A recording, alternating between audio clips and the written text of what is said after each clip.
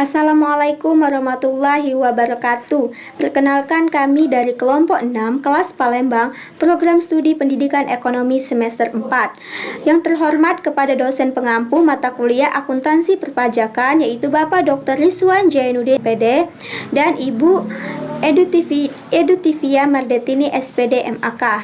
Nah, sebelumnya izinkan kami memperkenalkan diri. Saya Delpina Ananda Leksi sebagai moderator dan anggota, yaitu Tri Oktaviani, yang kedua ada Okta Apriani, Sata Fadil, Ninyoman Lela Helmania, Fitri Suryani, Nugraha Firdaus Karokaro, Mirna Eva Indertati, Jihan Kusuma Wardani, dan Ahmad Aidil.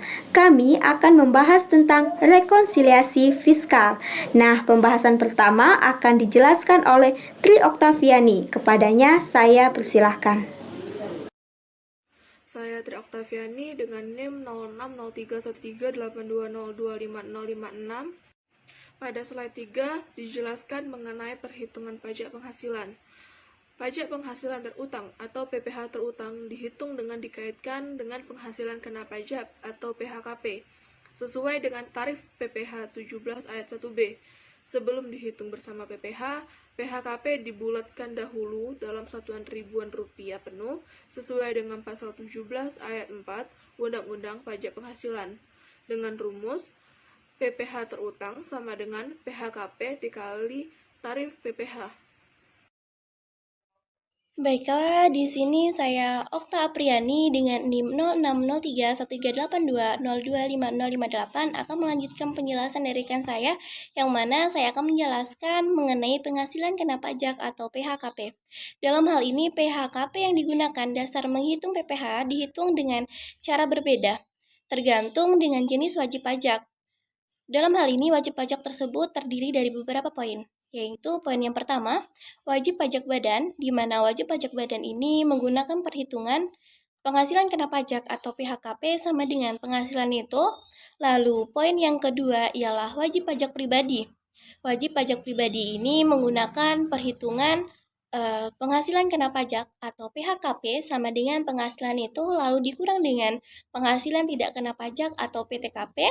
Dan poin yang ketiga ialah wajib pajak pribadi yang menggunakan perhitungan penghasilan itu, di mana wajib pajak pribadi yang menggunakan perhitungan penghasilan itu ini dapat dirinci dengan perhitungan penghasilan kena pajak atau PHKP sama dengan persentase perhitungan penghasilan itu dikali dengan peredaran usaha, lalu dikurang dengan penghasilan tidak kena pajak atau PTKP.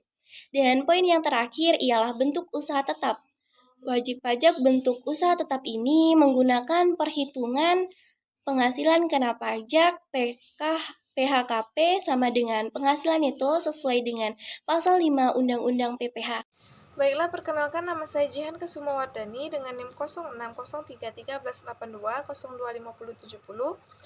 Pembahasan selanjutnya yaitu mengenai tarif pajak, yang dimana sistem penempatan tarif pajak PPh sesuai dengan pasal 17 Undang-Undang PPh nomor 36 tahun 2008 sebagai berikut. Yang pertama ialah tarif PPh 17 untuk wajib pajak orang pribadi dalam negeri, yaitu laporan PKP di bawah 50 juta rupiah terkena tarif pajak sebesar 5%, 50 juta rupiah sampai dengan 250 juta rupiah terkena 15%, 250 juta rupiah sampai dengan 500 juta rupiah terkena 25%, dan di atas 500 juta rupiah terkena 30%. Selanjutnya, tarif PPh 17 wajib pajak badan dalam negeri dan BUT adalah 25%. Yang ketiga yaitu tarif PPh pasal 31E untuk wajib pajak badan dalam negeri dengan periode sampai 50 juta rupiah mendapatkan fasilitas pengurangan tarif 50% dari PPh 17 yang dikenakan atas PHKP dari bagian bruto sampai Rp4.800.000. Peredaran bruto tersebut adalah penghasilan yang diterima atau yang diperoleh dari kegiatan usaha sebelum dikurangi biaya untuk mendapatkan, menagih, dan memelihara penghasilan baik yang berasal dari dalam negeri maupun dari luar negeri, yang meliputi antara lain: pertama, penghasilan yang dikenakan PPh yang bersifat final; yang kedua, penghasilan yang dikenai PPh yang bersifat tidak final; yang ketiga, penghasilan yang dikecualikan dari objek pajak. Selanjutnya yaitu tarif PPh 17 untuk wajib pajak. Badan usaha dalam negeri yang berbentuk PT terbuka yang paling sedikit 40% dari jumlah keseluruhan saham yang disetor diperdagangkan pada Bursa Efek di Indonesia dan memenuhi persyaratan tertentu lainnya dapat memperoleh tarif 5% lebih rendah. Sekian penjelasan dari saya. Baiklah, selanjutnya saya akan menjelaskan mengenai kompensasi kerugian fiskal. Sebelumnya, perkenalkan, nama saya Mirna Eva Indartati dengan NIM 06031382025069. Baiklah, saya akan melanjutkan pemaparan dari materi kami. Kompensasi kerugian ini pada dasarnya sudah diatur dalam Undang-Undang Nomor 36 Tahun 2008, Pasal ke-6 ayat 2 yang membahas mengenai pajak penghasilan. Kompensasi kerugian fiskal merupakan sebuah skema untuk diganti rugi yang dilakukan oleh wajib pajak orang pribadi maupun wajib pajak badan yang mengalami kerugian dalam hal pembukuannya, di mana kompensasinya dapat dilakukan pada saat tahun berikutnya selama 5 tahun berturut-turut. Perhitungan fiskal ini berfungsi untuk segala informasi keuangan yang ada di suatu perusahaan yang kemudian nantinya akan diberikan kepada otoritas pajak untuk tanda kepatuhan pajak perusahaan tersebut, di mana atas hasil perhitungan tersebut wajib pajak akan mengetahui apakah mengalami kerugian fiskal atau tidak. Baik, sebelumnya terima kasih atas kesempatannya. Perkenalkan, saya Ninyoman Lela Helmania dengan NIM 06031382025062. Baik, di sini saya akan melanjutkan penjelasan dari rekan saya. Nah, di sini saya akan menjelaskan mengenai contoh dari kompensasi kerugian fiskal. Nah, contoh kasusnya adalah seperti ini. PTA tahun 2009 menderita kerugian fiskal sebesar 1,2 miliar. Dalam 5 tahun berikutnya, laba rugi fiskal PTA adalah sebagai berikut. 2010 laba fiskalnya sebesar 200 juta. Kemudian 2011 rugi kembali sebesar 300 juta rugi fiskalnya. Tahun 2012 laba fiskalnya adalah 0 atau nihil, tidak ada. Kemudian 2013 laba fiskalnya sebesar 100 juta. Kemudian 2014 laba fiskalnya sebesar 800 juta. Nah, jadi di sini ada 5 tahun ya dari 2009. Kemudian kondisi 5 tahun ke depan seperti apa? Nah, ada yang laba, ada yang rugi, dan sebagainya. Nah, bagaimana cara untuk mengkompensasikan kerugian fiskal sebesar 1,2 miliar ini yang dari tahun 2009 ini? Jawabannya adalah seperti ini. Jadi, rugi fiskal di tahun 2009 sebesar 1,2 miliar, kemudian laba fiskal tahun 2010 itu kan 200 juta. Nah, kita kompensasikan di sini. 200 di sini artinya sisa rugi fiskal tahun 2009 masih ada sebesar 1 miliar. Karena 200 jutanya itu sudah kita kompensasikan di tahun 2010. Kemudian, rugi fiskal di tahun 2011 ternyata dia mengalami kerugian. Jadi, kalau dia rugi di tahun itu, maka kita tidak boleh mengkompensasikan. Kita tidak boleh menambahkan. Jadi, tidak ditambahkan menjadi 1,3. Tidak. Jadi, tetap rugi fiskal tahun 2009-nya itu tetap yang 1 miliar ini. Jadi tidak boleh ditambahkan, tidak boleh dikurangkan juga. Jadi tetap artinya 2011 tidak ada yang dikompensasikan. Selanjutnya 2019 laba fiskalnya adalah nihil atau 0 yang artinya juga sama. Tidak ada yang kita kompensasikan di tahun itu. Berarti di akhir tahun 2012, sisa rugi fiskal tahun 2009 itu masih ada sekitar 1 miliar, masih sama. Kemudian 2013, ternyata dia laba fiskal sebesar 100 juta. Nah, artinya nanti di akhir 2013, sisa rugi fiskalnya tahun 2009-nya itu berkurang menjadi 900 juta. Karena 1 miliar ini kita kurangkan 100 juta. Jadi, sisa rugi fiskal di tahun 2013 itu masih tersisa sebesar 900 juta untuk sekarang. Kemudian di tahun 2014, dia laba sebesar 800 juta. Nah, 800 juta kemudian sisa rugi fiskalnya itu kan tadi di tahun 2013 itu kan 900 juta. Nah, kemudian laba fiskal di tahun 2014 itu 800 juta.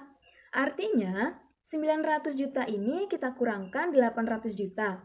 Jadi, sisa rugi fiskal tahun 2009 di tahun 2014 masih tersisa sebesar 100 juta. Nah, tapi kan tadi kompensasi kerugian itu hanya bisa kita lakukan 5 tahun berturut-turut.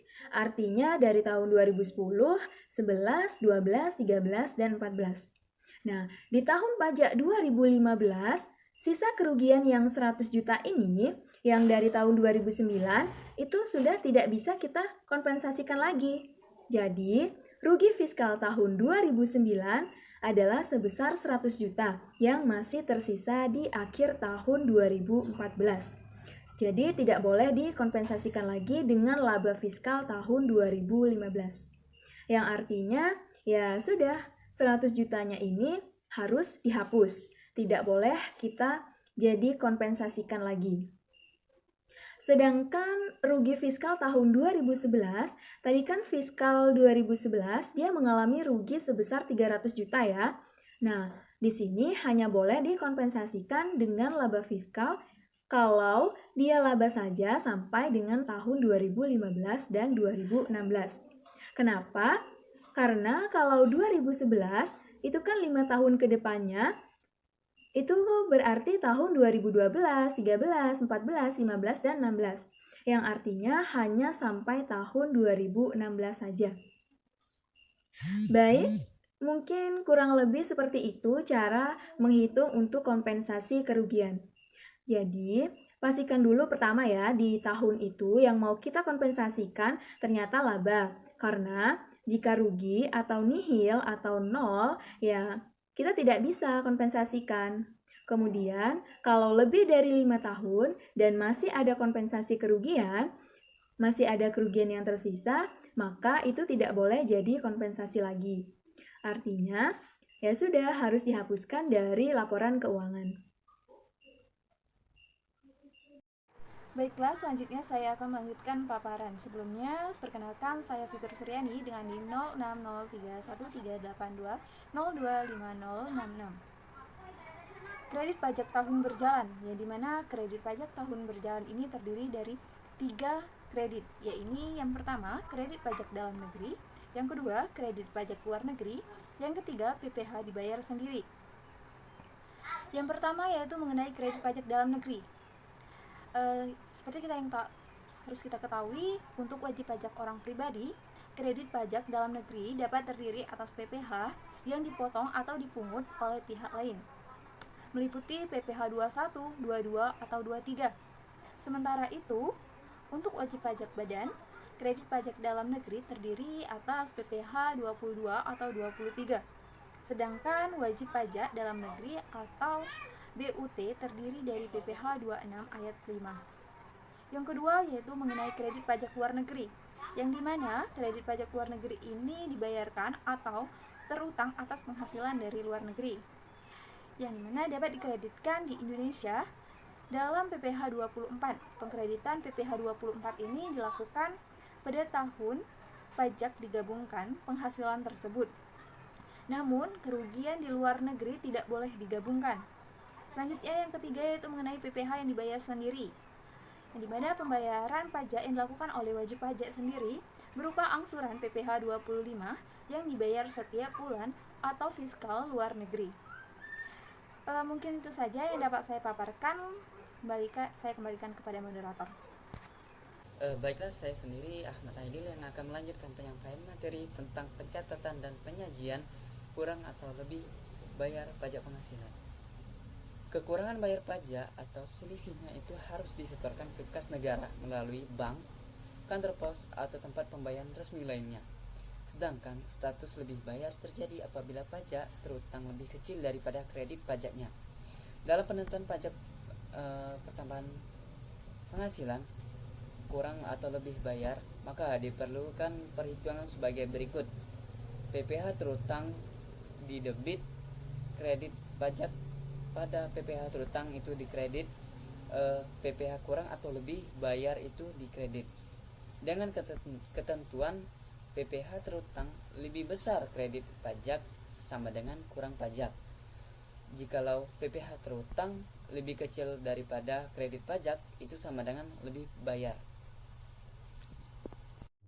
Baiklah, saya akan melanjutkan dan membaca pada slide ke-12, yaitu pencatatan bila kurang bayar. Keterangan PPh padan pada sisi debit. Kedua, PPh 22 dibayar di muka pada sisi kredit. Yang ketiga, PPh 23 dibayar di muka di sisi kredit. Keempat, PPh 24 dibayar di muka di sisi kredit. Yang kelima, PPh 25 dibayar di muka di sisi kredit. Dan yang terakhir, utang PPh 29 di sisi kredit. Dengan keterangan PPh kurang bayar menjadi PPh 29. Selanjutnya yaitu berupa lanjutan. Keterangan utang PPh 29 di sisi debit, kas atau bank di sisi kredit. Keterangan PPh kurang bayar disajikan dalam neraca sebagai utang pajak dalam kelompok kewajiban lancar. Di sini saya Sata Fadil dengan nomor induk mahasiswa 0603138202559. Di sini saya akan melanjutkan presentasi mengenai pencatatan pajak bila lebih bayar. Kalau pajak lebih bayar, maka untuk penjurnalannya adalah sebagai berikut. Yang pertama, kita catat PPh badan di sisi debit. Lalu kedua, PPh 28A di sisi debit. Lalu PPh 22 dibayar di muka di sisi kredit. Lalu PPh 23 dibayar di muka di sisi kredit. Lalu PPh 24 dibayar di muka di sisi kredit. Dan PPh 25 dibayar di muka di sisi kredit. Nah, lalu dengan keterangan PPh yang lebih bayar itu dijadikan PPh 28A karena sesuai dengan undang-undang yang berlaku.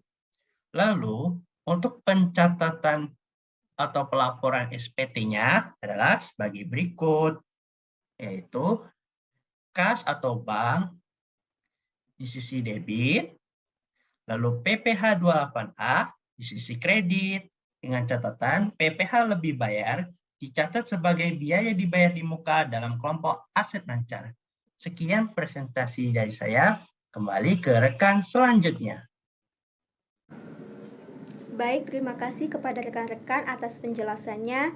Dapat ditarik kesimpulan dari penjelasan tersebut bahwa secara umum rekonsiliasi fiskal ini dilakukan oleh wajib pajak karena terdapat perbedaan perhitungan antara laba menurut komersial dengan laba menurut perpajakan.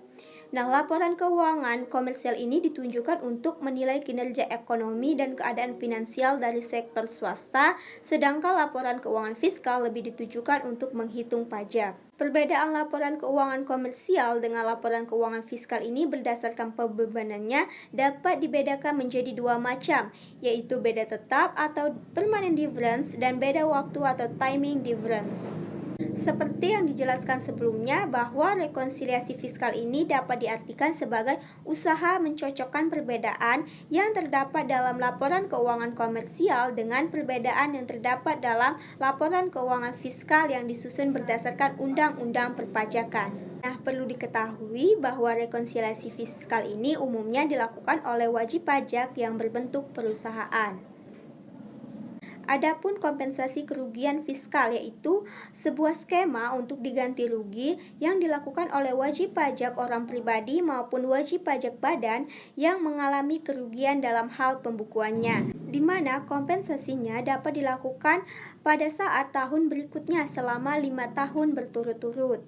Nah, perhitungan fiskal ini juga berfungsi untuk segala informasi keuangan yang ada di suatu perusahaan yang kemudian nantinya akan diberikan kepada otoritas pajak untuk tanda kepatuhan pajak perusahaan tersebut, di mana atas hasil perhitungan tersebut wajib pajak akan mengetahui apakah mengalami kerugian fiskal atau tidak.